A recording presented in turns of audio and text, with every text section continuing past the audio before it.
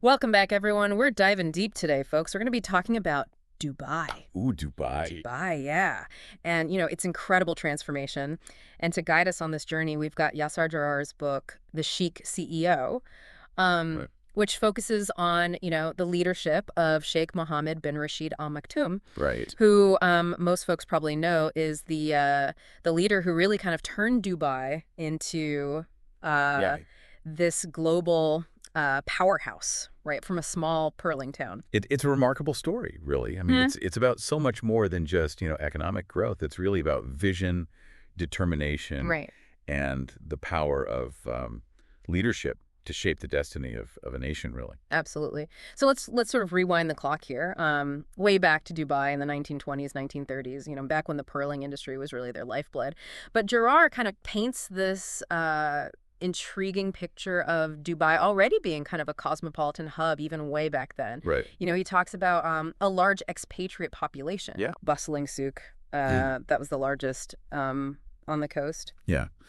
There's this a real sort of sense that this early reliance on trade Yeah. and this openness to foreigners Hmm. really sets the stage for understanding Dubai's kind of DNA. Right. It was outward looking from the very beginning. But of course, like any place that depends on a single industry, Yeah. there are always risks involved with that. Absolutely. And those risks definitely materialized in a big way by the 1940s, right? I Right. mean, the pearling industry, which had already been facing challenges, Right. was basically almost wiped out by a combination of factors, world wars, Great Depression, the rise of cultured pearls, and it really left Dubai in a precarious position. Yeah. Yeah. It was a true, sink or swim moment. Yeah, And this is where Sheikh Said, Sheikh Mohammed's father, right. kind of steps onto the stage.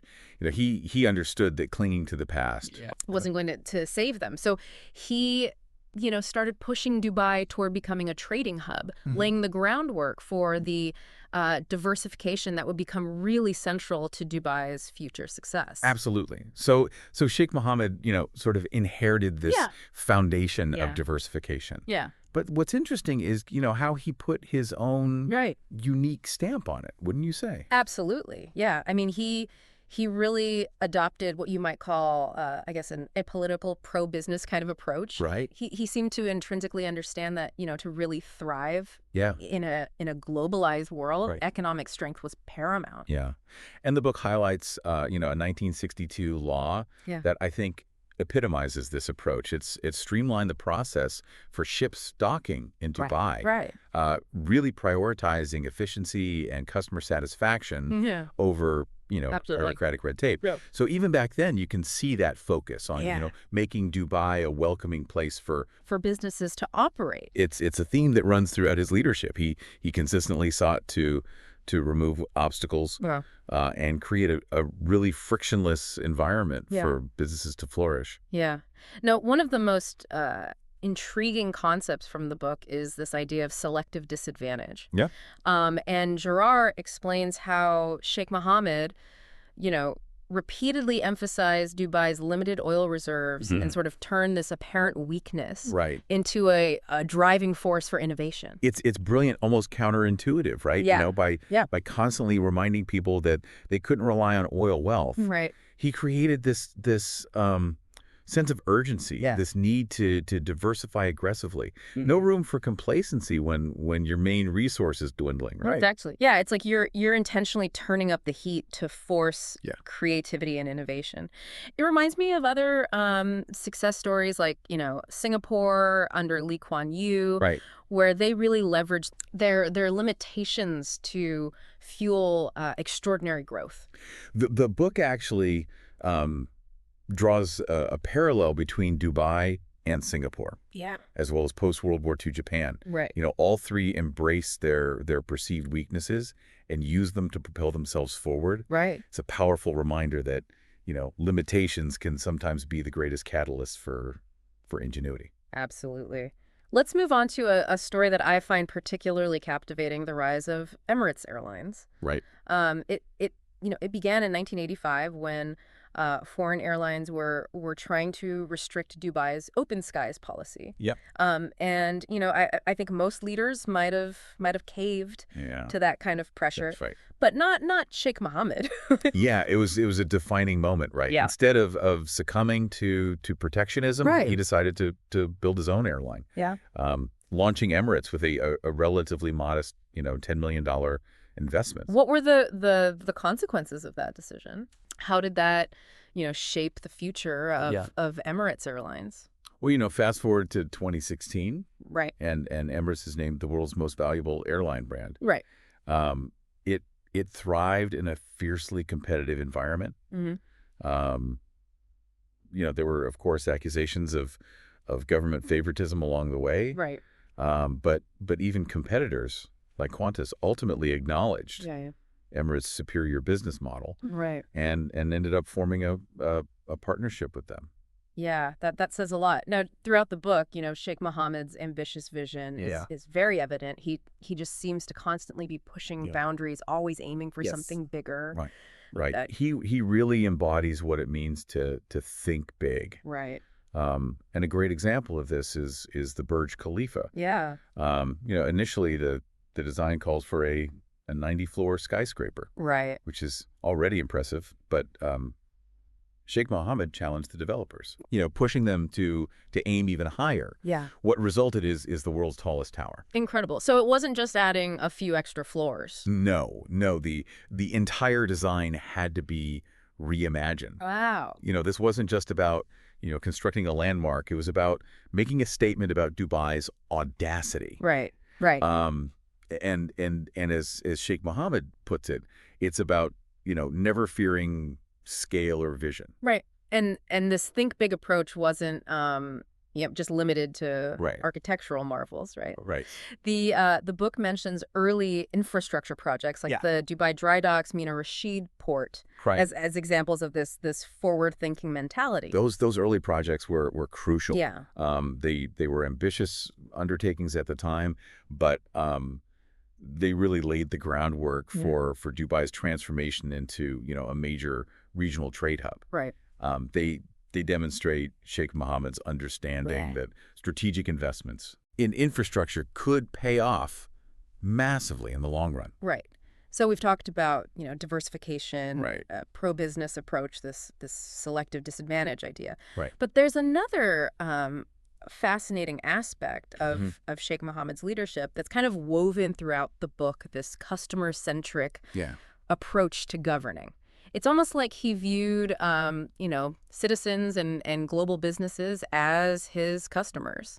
The book sums it up perfectly with the phrase, "What's good for business is good for Dubai." Right. And this wasn't just a slogan. It was a guiding principle that influenced his decision-making. Yeah. He actively created an environment that catered to the needs of global businesses. Right. And I think, the creation of free zones, like, Dubai Internet City, Dubai Media City, seems really pivotal. Can you delve a little bit deeper into, how those actually worked? What were the specific...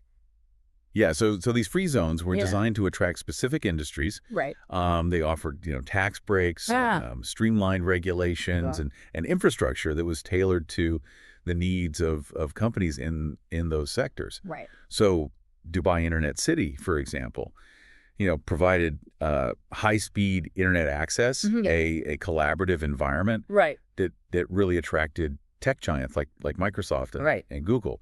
And the long-term impact was significant. Yeah. These zones not only diversified Dubai's economy, but they also helped solidify its reputation as a global business hub. Right. So essentially he was willing to disrupt the existing system to meet the needs of his customers. Yeah. And the results speak for themselves, right? Dubai became this magnet for global giants, and these free zones played crucial role Right. in that success. Absolutely. This brings us to another interesting concept from the book, deliverology. Right. Which really emphasizes achieving results, and the book argues that Sheikh Mohammed really embodied this principle. Yeah. Long before the term was even popularized. He was certainly a leader who valued Right. action over empty promises. Right. He set ambitious targets, like the Dubai 2010 strategy, Right. and drove their implementation relentlessly. So what were some of the key components Yeah. of that 2010 strategy? Yeah, so the Dubai 2010 strategy was this comprehensive plan that aimed to diversify the economy, boost tourism, Right. and position Dubai as a leading global city. Right. It included investments in infrastructure, Right. education, healthcare. And set clear targets Yeah. for economic growth and job creation. Right.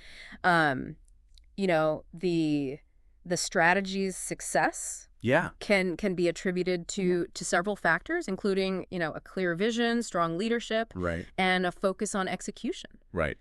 It really demonstrates the importance of having a well-defined roadmap and a commitment to achieving tangible results. Right. So, I mean, Dubai during that decade was just a whirlwind activity. Yeah. Construction cranes, dotting the skyline, positive headlines in global media. It's really a tangible picture of deliverology in action. Yeah, it was a period of tremendous growth and transformation. I mean, the city was literally being built at a breakneck pace. Yeah. And the energy was palpable. The Dubai 2010 strategy, it wasn't just a plan on paper. It was a living, breathing manifestation of Sheikh Mohammed's vision for the future. Right. But it wasn't just about, setting goals and targets, right? Right. There had to be accountability. Yeah.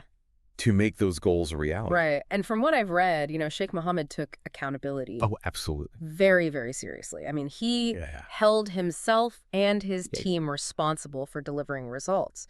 The book highlights the Dubai government performance measurement system, which was this color-coded dashboard that they used to track key performance indicators. Right. And what's particularly interesting is this blue code, which flagged targets that were significantly overachieved. Yeah, you might think overachieve would be a good thing, right? Right, exactly. But in Sheikh Mohammed's view, it meant either the target was set too low, due to poor planning, or the team had intentionally underpromised to guarantee that they would exceed expectations. Yeah.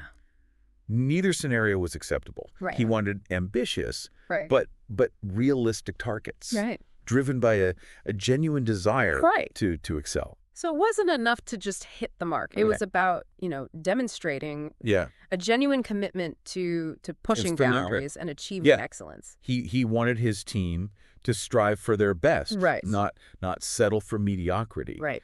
And this commitment to accountability wasn't confined to data and dashboards. Right. It extended to how he led and managed his team. Right.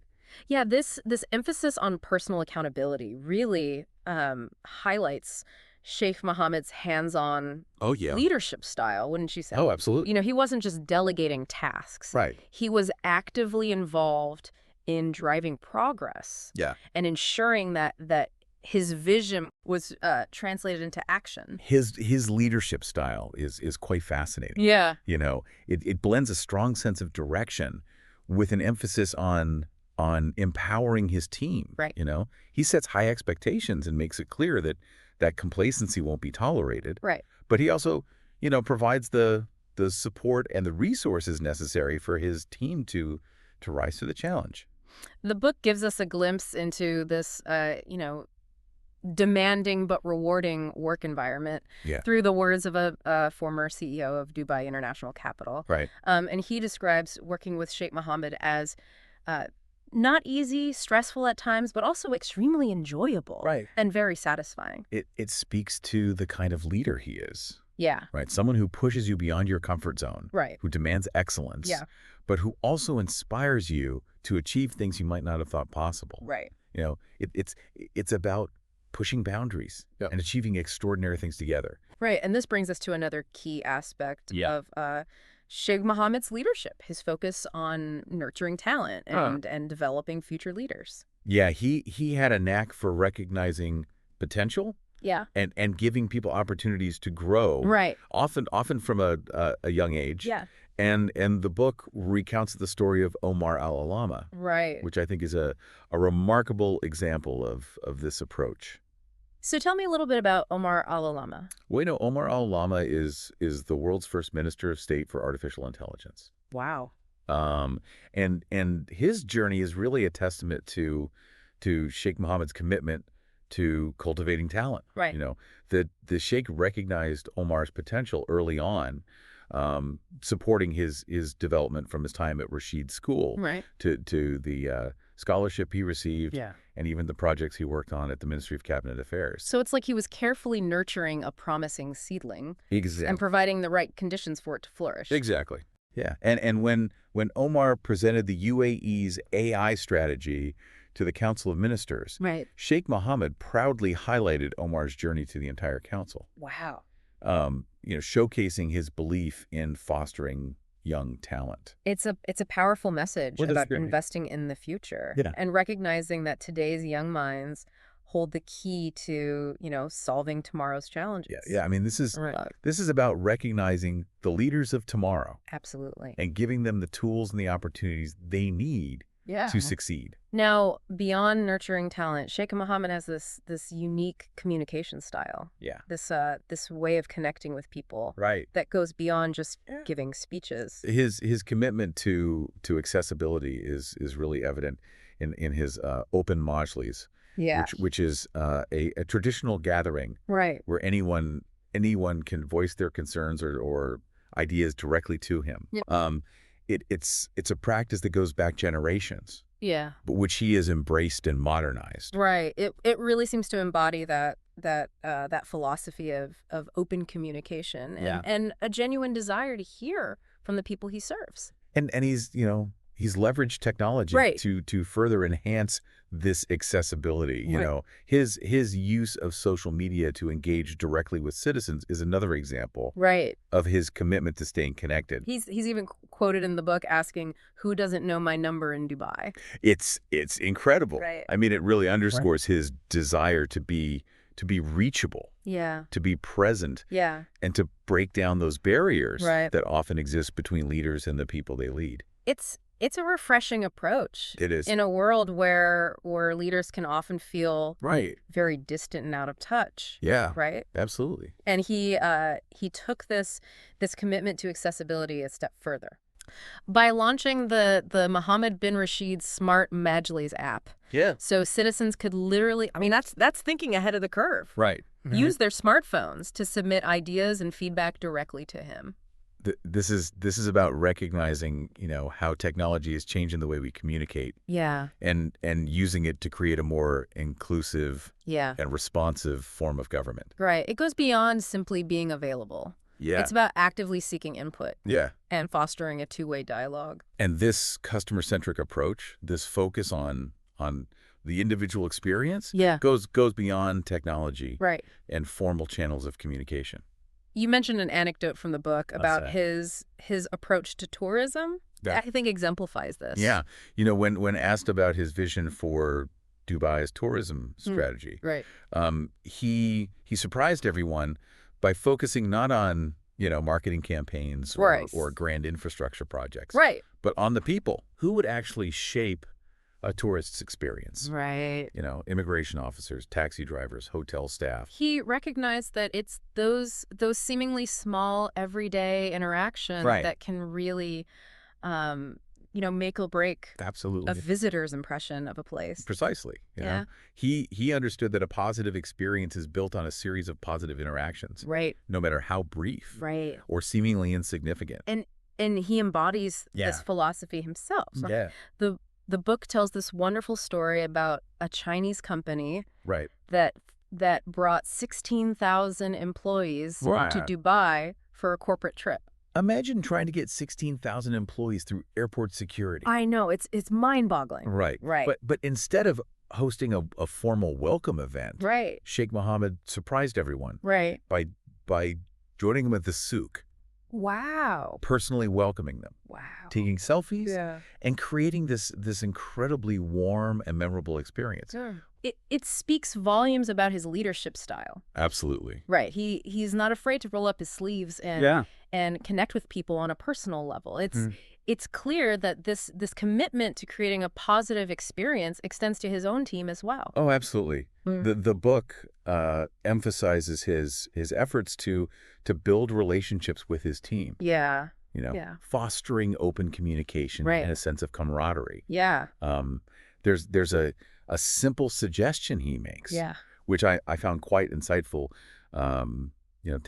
Take your team to lunch. Yeah. Not a formal business lunch, but a casual meal where you can connect on a human level. It's a reminder that strong teams are built on trust and mutual respect. Right. And those are often cultivated outside of formal work settings. Right, exactly. Now, throughout the book, there's this consistent theme of positivity. Absolutely. Right? It's not just a personal philosophy. Yeah. It seems deeply ingrained in his leadership style. He's a firm believer in the power of positive energy. Yeah. Both on a personal and a collective level. And there's a story about an annual brainstorming session with his team. Right. Where he noticed that everyone looked serious and stressed. So he actually called them out on their negativity. He did. Wow. He stopped the meeting and said, I don't like this meeting. Wow. We should all be positive and smiling. Right. And the following year, the team came in genuinely happy and smiling, remembering his words. And he acknowledged this. He said, that's much better. Yeah. I'm happy to see you smiling. It may seem like a small gesture, but it really shows how he prioritizes creating a positive and supportive work environment. Absolutely. A space where people feel energized and inspired to do their best work. And this unwavering positivity wasn't just, a feel-good tactic. Right. It was a source of strength during challenging times as well. Right. The book recounts his response to the 2008 financial crisis. Right. While many were, panicking, he remained calm. Right. Focused on his hobbies. That's right. And looked ahead to the possibilities that would emerge from the crisis. It's a remarkable display of resilience. It is. Right, choosing to focus on the positive, even amidst uncertainty and turmoil. He is quoted as saying, happiness comes from the inside. Right. It's about being always positive. Right. I see only opportunities. It's this unwavering belief in a brighter future. Yeah. That really helped him navigate those turbulent times. Absolutely. Yeah. Right. And this positive outlook isn't limited to his personal life or his immediate team. Right. It extends to his philanthropic efforts and his vision for the Arab world. His philanthropy is driven by a belief that Right. everyone deserves the chance to live their dreams. Right. And this belief is evident in the initiatives he's launched, focusing on empowering individuals and communities, Right. especially within the Arab world. He's not just talking about positive change. No. He's actively working to create it. Right. Now, another crucial element of Sheikh Mohammed's leadership is his emphasis on nurturing a culture of ideas and talent. Right.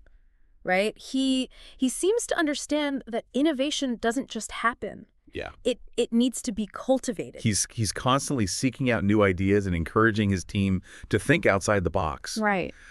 He's famous for saying, if we talked today about the same things we talked about 10 years ago, we would have wasted 2 years of our lives. Right. Right. He's all about embracing new possibilities. Right. And challenging the status quo. And this reminds me of his deliverology approach. Yeah. It's not just about hitting targets. It's about constantly pushing the boundaries of what's possible. Yeah. And this drive for continuous improvement is also evident in his approach to leadership development. Right. He invests heavily in training his team. Right. Partnering with world-class institutions to provide them with top-notch education. Right. But he also emphasizes the practical side of leadership. Yeah. Challenging participants to apply their knowledge to real-world problems. Right. And come up with innovative solutions. He wants to develop leaders who can get things done. Yeah. Not just talk about them. Exactly. Oh, Yeah. And he fosters a healthy level of of competition within his team to drive innovation and excellence. The book describes his, three horses in a race approach, where he presents a challenge and has multiple teams work on it simultaneously. Yeah. And the goal isn't necessarily for one team to win. Right. He often takes the best ideas Yeah. from each team and combines them to create a solution that's greater than the sum of its parts. It's a fascinating approach to leadership. Yeah. It fosters both competition and collaboration. Right. It encourages individuals to excel while also recognizing that the best solutions often come from diverse perspective. Right. And a willingness to share ideas. And this brings us back to that core principle we discussed earlier, selective disadvantage. Right. It's about embracing challenges, turning weaknesses into strengths, and using limitations as fuel for growth and innovation. It's a powerful message that resonates far beyond the borders of Dubai. Right. It's a challenge for all of us to look at our perceived limitations and ask ourselves, how can we leverage this to our advantage? It's a mindset shift, a way of reframing challenges as opportunities. And that, I believe, is one of the most valuable lessons we can learn from Sheikh Mohammed's leadership. Yeah, it's inspiring to see, how Sheikh Mohammed has applied this principle of selective disadvantage on such a grand scale, transforming what many saw as a limitation into a catalyst for extraordinary growth. It's a testament to the power of perspective. Yeah. Instead of viewing their lack of oil wealth as a disadvantage, he reframed it as an opportunity to innovate, to diversify, and to create a future that wasn't dependent on a finite resource. And it's a reminder that we all have our own selective disadvantages. Those perceived weaknesses or limitations that we might be tempted to view as obstacles. But as Sheikh Mohammed's story illustrates, they can also be powerful drivers of innovation and growth if we choose to see them that way. Absolutely. So as we wrap up this deep dive, it's clear that Sheikh Mohammed's leadership offers a wealth of insights for anyone looking to make a positive impact. Whether we're leading a company, a team, or just trying to navigate our own lives with purpose and intention. Absolutely. Yeah. So I guess as we kind of come to the end of our discussion here, Are there any particular leadership lessons that really resonate with you? Oh, so many. Yeah. I mean, we've covered a lot of ground in this deep dive. Yeah. But what are some of the key takeaways that stand out? What strikes me most is the importance of having a clear vision. Right. A compelling picture of the future you want to create. Yeah. And Sheikh Mohammed didn't just have a vague idea of what he wanted Dubai to be. He had a crystal clear vision that he articulated in a way that inspired others to believe in it. Absolutely. And to work towards it. He was able to paint a picture. Yeah. So vivid, so compelling that it galvanized people into action. And that's a critical element of effective leadership, Yeah. The ability to not only see the future, but to communicate it in a way that inspires others to join you on the journey. And it wasn't just about, casting a vision.